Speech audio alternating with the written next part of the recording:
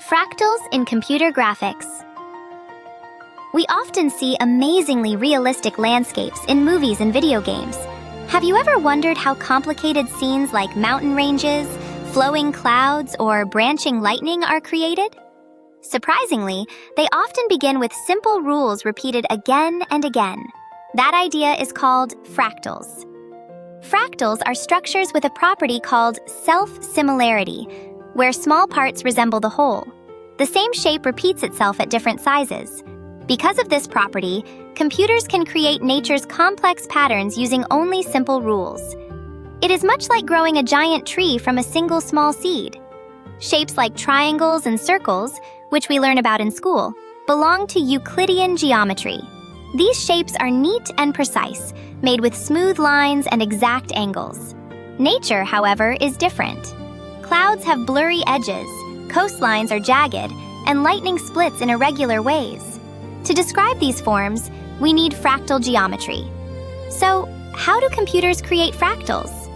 One important tool is something called a recursive algorithm.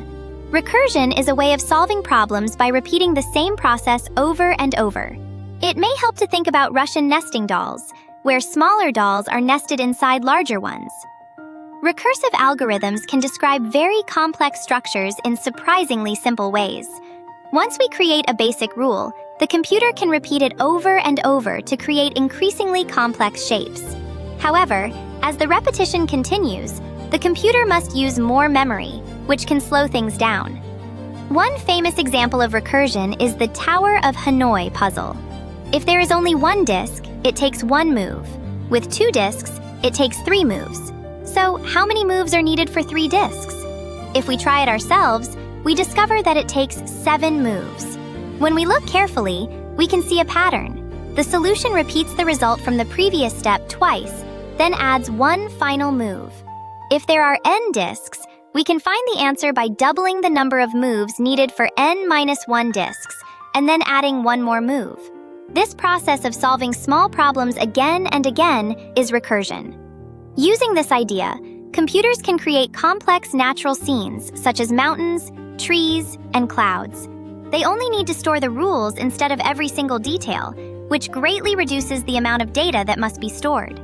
This is why scenes like explosions or outer space in movies can look much more realistic. However, there is an interesting challenge. Images created with perfectly regular mathematical rules can sometimes look unnatural. Why?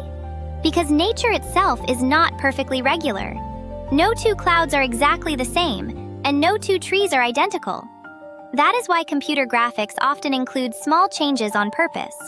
When we slightly change the input values, the differences grow larger during the recursive process, creating much more natural-looking results.